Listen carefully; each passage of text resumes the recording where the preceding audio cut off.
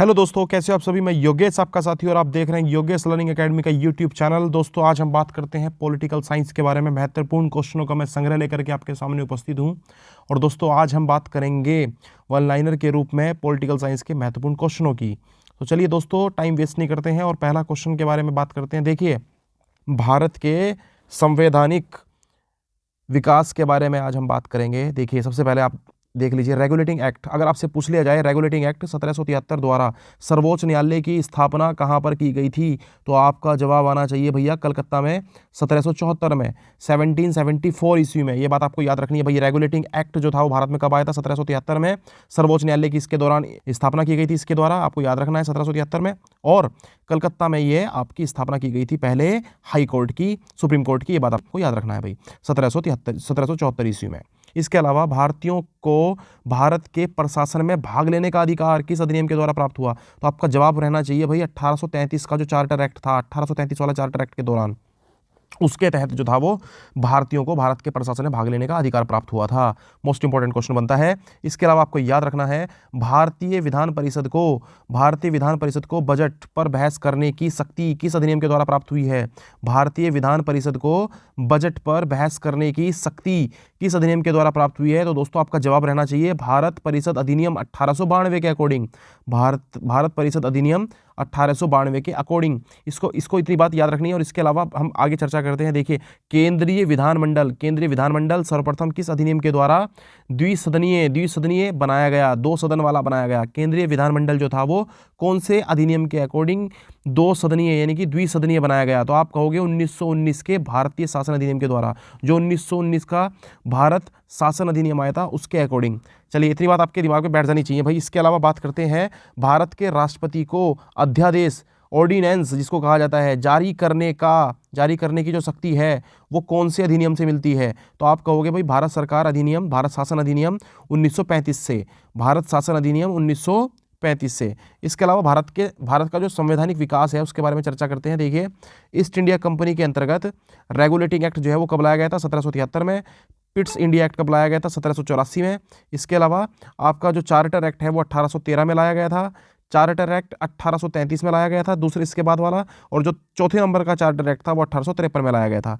4 charter act के बारे में हमने बात करी, एक 1793 का, 1813 का, चार्टर एक्ट 1833 का और चार्टर एक्ट 1853 का। इसके अलावा बात करें भैया, भारतीय शासन अधिनियम 1858 वाला आया। उसके बाद आया भारत परिषद अधिनियम 1861। उसके बाद ये सब आते हैं ब्रिटिश क्राउन के अंतर्गत। ये बात आपको याद रखनी है, जो ब्रिटिश राज था उसके अंतर्गत ये सब आए थे। तो आप कहोगे भारत परिषद अधिनियम कब आया था? 1892 में। भारत परिषद अधिनियम दूसरे वाला कब आया था? 1909 में। फिर 1919 में आया था भारत शासन अधिनियम। 1935 में भारत शासन नियम अगला आया था। इसके बाद भारतीय स्वतंत्रता अधिनियम 1947 में दोस्तों आया था। ये बात आपको अच्छी तरह से याद रखनी है। इसके अलावा और चर्चा की बात ये रहती है कि केंद्र में जो हमारा केंद्र है, सेंटर में जो द्वैध शासन प्रणाली थी, द्वैध शासन प्रणाली, ये बात याद रखनी है भाई। शासन में द्वैध शासन प्रणाली, शासन में मतलब केंद्र में जो द्वैध शासन प्रणाली थी वो किस अधिनियम के अकॉर्डिंग लाई गई थी? तो ये आपका 1935 वाला जो एक्ट था, भारत शासन अधिनियम 1935 के अकॉर्डिंग द्वैध शासन प्रणाली जो थी वो द्वैध शासन व्यवस्था जो भारत में लागू की गई थी। ब्रिटिश भारत में किस अधिनियम में संघीय शासन का प्रावधान था? आप कहोगे भारत शासन अधिनियम 1935। तो इंपॉर्टेंट है, 1935 की सभी बातें आपको याद रखनी है। भारत शासन अधिनियम 1919 की समीक्षा करने के लिए कौन सा लाया गया था? आपको याद रखना है, साइमन कमीशन लाया गया था 1927 में। मोस्ट इंपॉर्टेंट है, भारतीय शासन अधिनियम 19 की समीक्षा करने के लिए कौन सा एक्ट लाया गया था? तो आप कहोगे साइमन कमीशन लाया गया था 1927 में। इसके अलावा अखिल भारतीय संघ स्थापित करने का प्रावधान किस अधिनियम में किया गया था? अखिल भारतीय संघ स्थापित करने का प्रावधान किस अधिनियम में किया गया था? तो आप कहोगे भाई ये गया था भारत शासन अधिनियम 1935 वाले में। अखिल भारतीय संघ मोस्ट इंपॉर्टेंट है। चलिए भाई, इसके बाद बात करते हैं आगे। भारत के संविधान के केंद्र और राज्यों के मध्य किया गया शक्तियों का जो विभाजन था वो कौन से एक्ट के आधार पर आया था? तो आप कहोगे 1935 वाला एक्ट। केंद्र की शक्तियां और राज्य शक्तियों के बीच में शक्तियों को विभाजन कर दिया गया था। भारत के संविधान में जो केंद्र की शक्तियां हैं और राज्यों की शक्तियों का जो विभाजन किया गया था वो कौन से एक्ट के अकॉर्डिंग किया गया था? आप कहोगे 1935 का जो एक्ट आया था। एक निर्वाचित संविधान द्वारा एक निर्वाचित संविधान सभा द्वारा भारत के संविधान का निर्माण करने का प्रस्ताव कौन सा एक्ट लेकर के आए थे? तो आप कहोगे जो आपका क्रिप्स मिशन था। ये बात आपको अच्छी तरह से याद रखनी है भाई। दूसरे विश्व युद्ध के दौरान, याद रखना है भाई, दूसरे विश्व युद्ध के दौरान यानी कि लगभग 1942-40 के आसपास, 1942 में आपका जो था संविधान का निर्माण करने का प्रस्ताव लाया गया था। और ये कौन सा मिशन था? इसको कहेंगे आप क्रिप्स मिशन। मोस्ट इंपॉर्टेंट है। भारतीय संविधान का गठन किसके अंतर्गत किया गया था? आप कहोगे कैबिनेट मिशन के अंतर्गत। कैबिनेट मिशन कब? 1946 में, 1946 के अंतर्गत। मोस्ट इंपॉर्टेंट है। कैबिनेट मिशन द्वारा प्रस्तुत योजना के अनुसार भारत जो संविधान सभा था, संविधान सभा में प्रांतों के प्रतिनिधियों का निर्वाचन किस अनुपात में हुआ था? तो आप कहोगे 10 लाख की जनसंख्या पर एक सदस्य। 10 लाख की जनसंख्या पर एक सदस्य इस हिसाब से चुने गए थे भाई। किसके लिए? प्रांतों से प्रतिनिधियों का जो निर्वाचन हुआ था ना कैबिनेट मिशन के लिए, तो वो कैसे हुआ था? 10 लाख की जनसंख्या पर एक सदस्य चुना गया था। भारतीय संविधान का निर्माण करने वाली संविधान सभा, भारतीय संविधान का निर्माण करने वाली संविधान सभा के सदस्यों का चुनाव किसके द्वारा किया गया था? ये बात भी आपको याद रखनी है भाई। विभिन्न प्रांतों की विधानसभाओं के द्वारा, विभिन्न प्रांतों की विधानसभाओं के द्वारा। मोस्ट इंपॉर्टेंट चीजें हैं भाई सारी की सारी। चलिए इसके बाद आगे बात करते हैं अंतरिम सरकार। अंतरिम सरकार कब आई थी? 1946। अंतरिम सरकार वर्ष 1946। चलिए भाई इसके बाद आगे चर्चा करते हैं।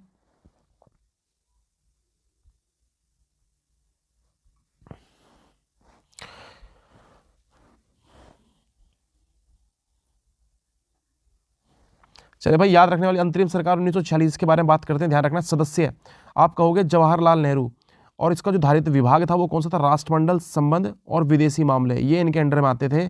सरदार वल्लभ भाई पटेल ये आपके गृह और सूचना प्रसारण मंत्री। ये आप ये कह सकते हो कि गृह और सूचना प्रसारण के जितने भी मामले हुआ करते थे वो किसके अंडर में आते थे? आप कहोगे सरदार वल्लभ भाई पटेल। अंतरिम सरकार 1946 की बात कर रहे हैं हम।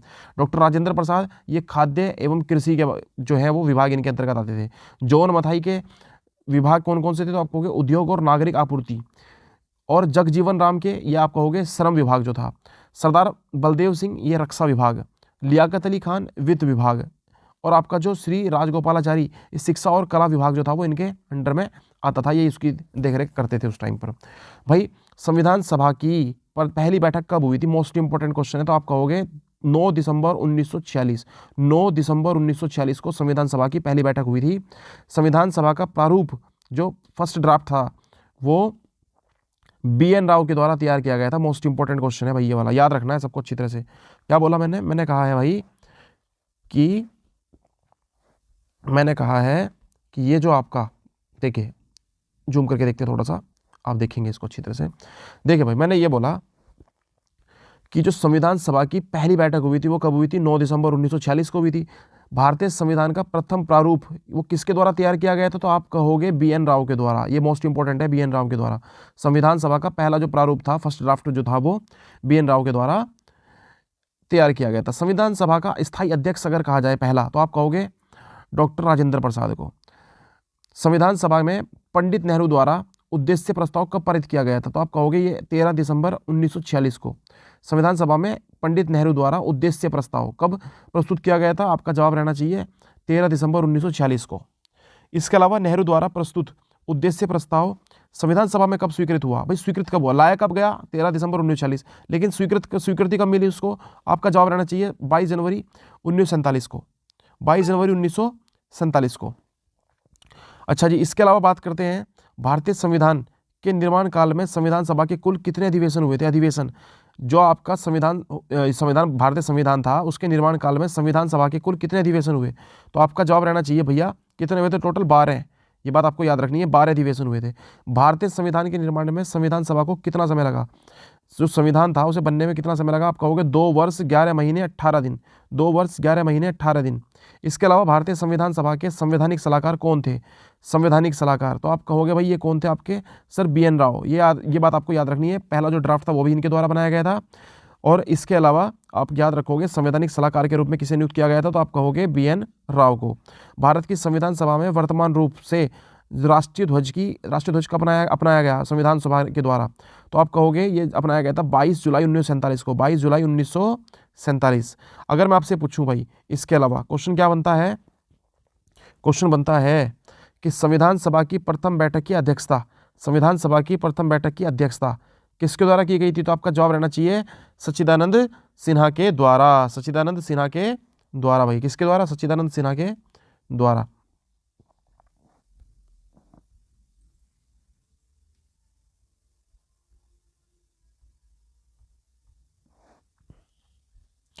अच्छा भाई, इसके अलावा बात करते हैं कि संविधान सभा की प्रथम बैठक, संविधान सभा की जो प्रथम बैठक हुई थी उसकी अध्यक्षता किसकी अध्यक्षता जो है वो किसने की थी? तो आप कहोगे डॉक्टर सच्चिदानंद सिन्हा ने।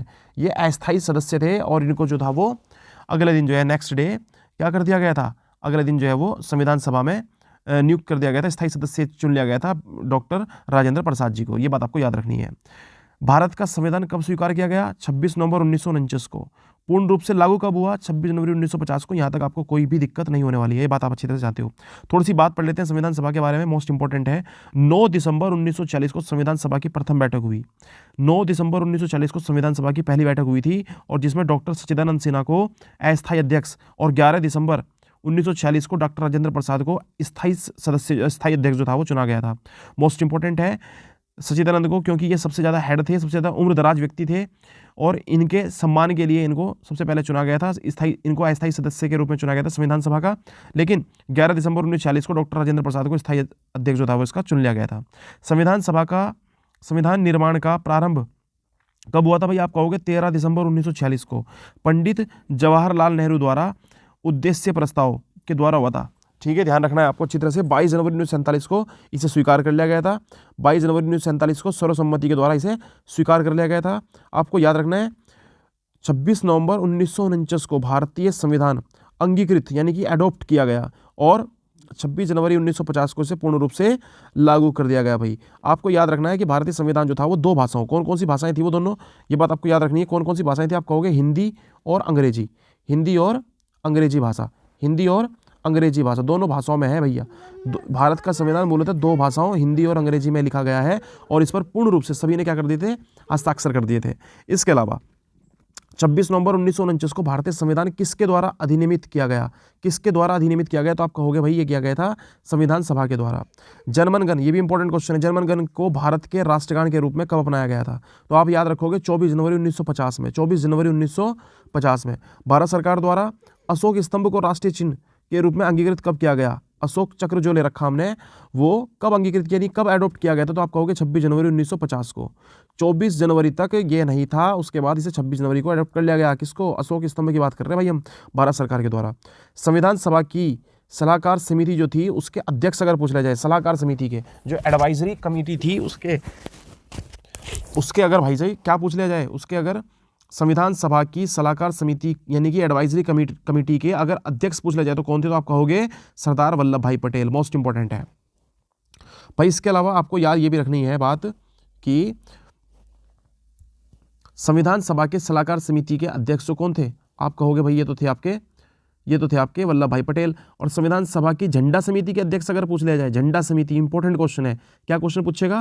वो पूछेगा झंडा समिति के अध्यक्ष कौन थे? तो आप कहोगे डॉक्टर राजेंद्र प्रसाद, डॉक्टर राजेंद्र प्रसाद। इसके अलावा भैया बेहतरीन सी बातें मैं आपको बताने वाला हूं, वो ये बातें हैं कि भाई पूछ लिया जाता है कि जो अध्यक्ष है, समितियां और उनके अध्यक्ष के बारे में बात करते हैं, प्रमुख समितियां और उनके अध्यक्ष के बारे में जानते हैं। तो आप याद रखोगे संघ समिति के जो संघ शक्ति समिति थे उसके अध्यक्ष पंडित जवाहरलाल नेहरू।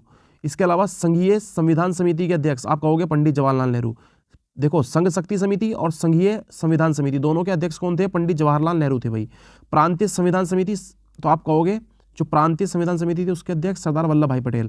प्रारूप समिति के अध्यक्ष आप कहोगे भीमराव अंबेडकर। मौलिक अधिकारों और अल्पसंख्यकों संबंधी परामर्श समिति के अध्यक्ष अगर पूछ लिया जाए तो यहाँ आपका जवाब रहना चाहिए सरदार वल्लभ भाई पटेल। जो प्रक्रिया नियम समिति थी, प्रक्रिया नियम समिति, इसके अध्यक्ष तो आप कहोगे भाई कौन थे? डॉक्टर राजेंद्र प्रसाद। राज्यों के लिए जो समिति थी उसके आप कहोगे पंडित जवाहरलाल नेहरू। संचालन समिति के अध्यक्ष डॉक्टर राजेंद्र प्रसाद। संविधान सभा के कार्यों से संबंधित समिति के अध्यक्ष कौन थे? संविधान सभा के जो कार्य हुआ करते थे उसके समिति के अध्यक्ष कौन थे? तो ये थे आपके जीवी मावलंकर। मोस्ट इंपॉर्टेंट है जीवी मावलंकर। संविधान सभा के कार्यों से संबंधित समिति के अध्यक्ष कौन हुआ करते थे? आप कहोगे जीवी मावलंकर। मोस्ट इंपॉर्टेंट है भाई। इसके अलावा डॉक्टर भीमराव अंबेडकर की अध्यक्षता में संविधान सभा का प्रारूप समिति में जो 6 सदस्य और थे, ये बात याद रखनी है। कौन कौन थे? एक तो थे आपके एन गोपालास्वामी अयंगर।